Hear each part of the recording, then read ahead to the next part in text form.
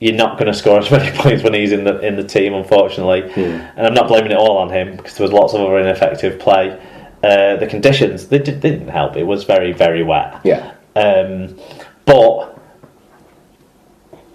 Leeds defended, a little bit tough in the first half. They did quite well, and then another aspect of why the scoreline was less than it could have been was George Williams' half-arsed goal kicking in this one. Oh right, was he off the ball? Genuinely didn't look like he gave a shit about scoring the goals or not. Well, Powell kicked one, didn't he? And he kicked two. Powell kicked the last one. Yeah. After so he's 2 for 6. After Williams had gone 2 from 6, and the 2 were ones in front. He just looked half-arsed. Like I say, he just looked half-arsed with his kicking. I'm sure he'll. But it was a half-arsed game across the park, though. Surely. I think that was part of it. I think the game was over before it started because of the side Leeds were putting out. What, 2 17-year-olds, 4 or 5 18-year-olds. And do you know what? I say fine to that.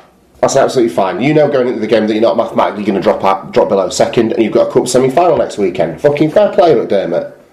Play your kids. Give them a run out. Give them the experience of going out there and playing in front of a big crowd. Yeah, it's tough conditions. This is an This performance, as much as it will disappoint people to get nilled and you can say, we can just put more points on this, that, and the other. This performance is an investment in some of those young men in terms of giving them that experience. So it doesn't contribute to making the game good on the night, but it does contribute to the development of these kids. So I think it could have got to the point of anything in the second half.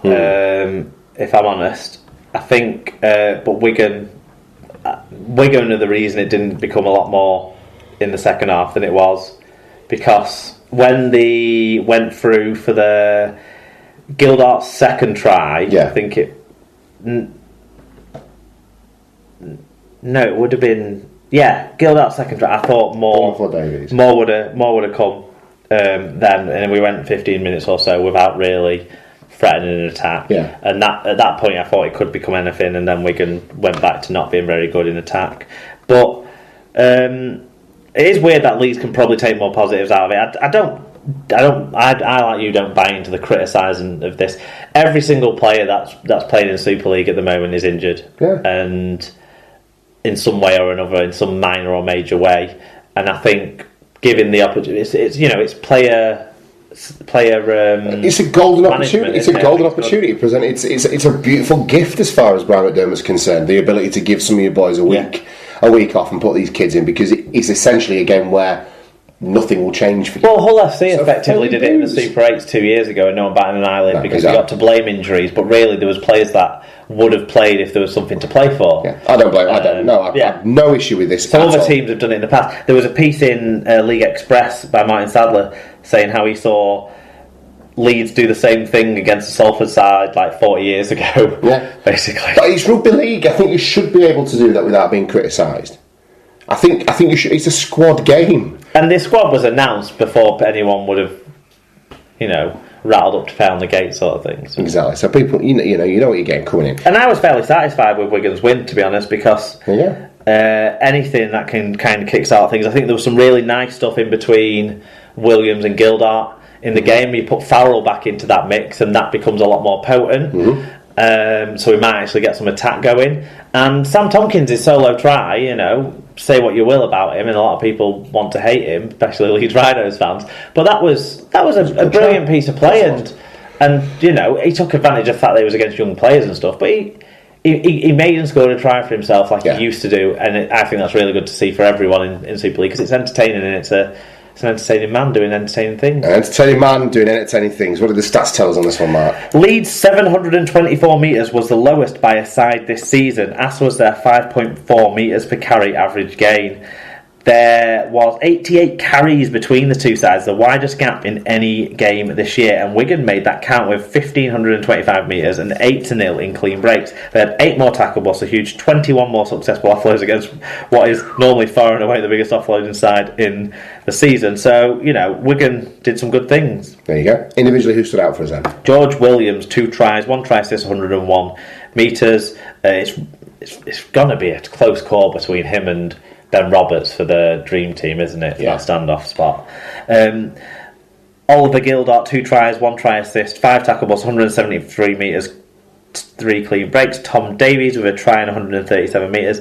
Anthony Gelling with a try assist, 195 metres, 5 successful offloads. And Ryan Sutton showing that the forwards did some running to 139 metres. Anybody alright for Leeds? Yeah, Mitch Garbutt played okay in the spells. He was on the field, 5 tackles, 122 metres. Jordan Baldwinson worked hard with 42 tackles. There you go.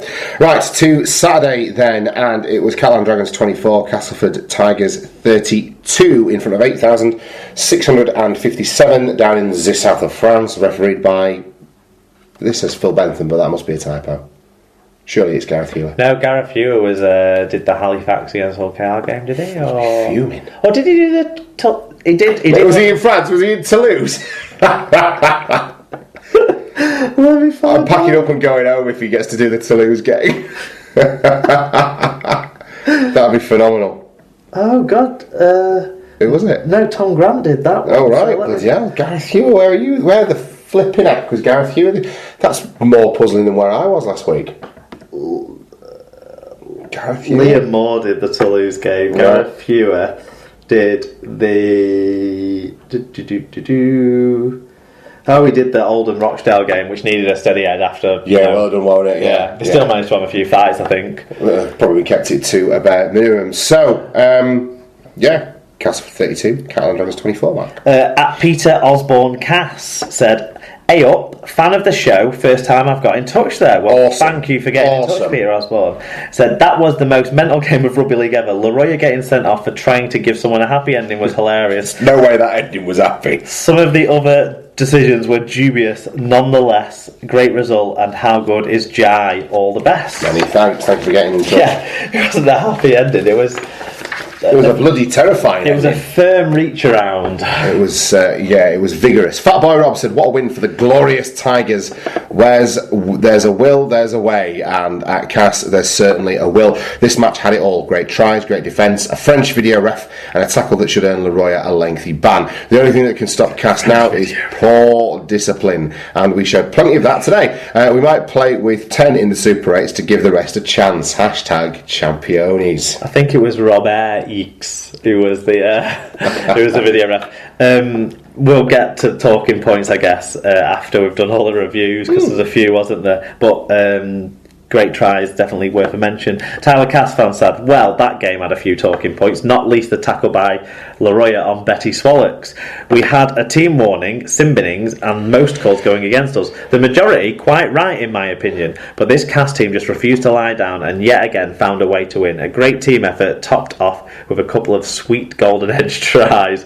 My meat and 2 veg went down well after this, I can tell you. Excellent. Ollie Smith says, load of bollocks that Leroy sin bin, winky face. Nah, only joking. I think it was unintentional but right decision by the ref. Up there with one of the best results from Cass this year, and did it tough with 3 sin bins. Yeah. Really pleased for Jai to come back from a long injury and fit in brilliantly and pull out that finish. Greg, who? Come on, was there 3 sin bins? I thought there was 2. Have a look. Leroy and McMeekin, I thought. Anyway, either way, still the point remains. Yeah. Brian Davies, Cass showed what a great side they are. Under the pump, they gave away penalties, confident they could defend the Catalans' attack, which they did most of the time. Cass also looked like they would score each time they did get down the Catalans' end. There is a real danger that Catalans will get relegated. No one will fear going there in the qualifiers, and they don't travel well. The stupid penalties could kill them. And Skip28 Max says, a really good match. Thoroughly enjoyable with the lead changing hands frequently. I thought Phil Bentham and Robert Hicks officiated really well. Some good positivity about the referees. Yeah, so most people have talked about the Leroy incident. Mm-hmm. Obviously, yeah, he swung his arm in between the bloke's legs. I'm not sure that there wasn't an intent there to smash the guy's bollocks. I think it's a happy bonus as far as Leroy is concerned. I think he's legit. I think he's tried to wrap the leg up and effect a tackle, and he's probably just thought to himself, wow. It was pretty forceful, though. That certainly was pretty forceful. He's going to get a bit of a ban. Yeah, he's on a grade C, I think. He'll cop on. He'll get 2 games. And fair, but I forget who it was on now. It was on Vincent Dupont. I think Big Vinny will be alright by now. He'll have iced his nuts and all will be forgiven, and, Kevin Leroy will sit a couple out. Yeah. Job done. I think we get up in arms about stuff sometimes. The penalty, the penalty count and the sin binning 4 successive penalties was all totally justified. I think Castleford, to me, were ill-disciplined. Do you think they were out to fight fire with fire and try and kind of beef up against the Dragons at home? Do you think that was like tactical from... I think we've seen so many scrappy games from the south of France over the last 18 months or so, and what we have seen from Catalan this in the last month is them start to get into some sort of organised rhythm where they're not doing as much of this as much of the time, and maybe they were worried a little bit being down at half time, not playing very well, that they, from Cass's point of view, that they felt like they needed to make sure they did disrupt Catalan and get Catalan back to their ways, sort of thing. And I think that's what they were successful in doing. Because having done that, they were then able to play a bit more, inverted commas, Castleford Rugby League, weren't they? And that showed itself with some fabulous finishes, particularly Jai Hitchcock. Let's say at this point how gutted I am that Greg Egan's not going to break Dennis Oliver's record, because I had that fucking nailed on from the start of the season. Well, he could come back, He's just a score out full of tries, though, isn't he? When he does come back. Well, he's on 34 tries, so if he comes back with 4 games to play... It's feasible. Maybe even semi-final and grand final. You could think that he'll get... Because he was going at better game... He was going game ratio, wasn't he? Yeah, he did. You would think that there's a chance. I hope he does come back. But... they're not in a rush to get him back, and they can look after him, because if Jai Hitchcock is performing like that...